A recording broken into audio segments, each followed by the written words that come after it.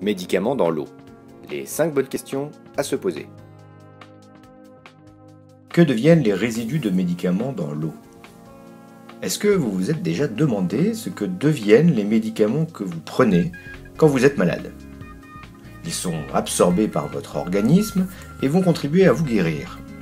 Puis, ils vont être éliminés par vos urines et vos selles.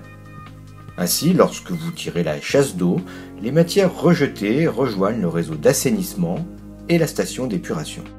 Or, comme tout élément chimique, les molécules du médicament concerné peuvent s'avérer toxiques hors de leur contexte d'usage et même à très faible dose. Certains résidus de médicaments sont ainsi considérés comme des micropolluants. Aujourd'hui, les procédés de traitement en station d'épuration qui sont mis en place savent éliminer beaucoup de ces micropolluants, mais pas tous. Certaines molécules rejoignent le milieu naturel à la sortie des stations d'épuration sans avoir été traitées. C'est le cas en particulier de certains pesticides, de métaux et d'un bon nombre de médicaments. On retrouve aujourd'hui ces micropolluants dans les rivières, dans les lacs et par infiltration dans les nappes souterraines qui sont nos principales ressources en eau potable. On sait qu'ils ont des effets sur différentes espèces aquatiques.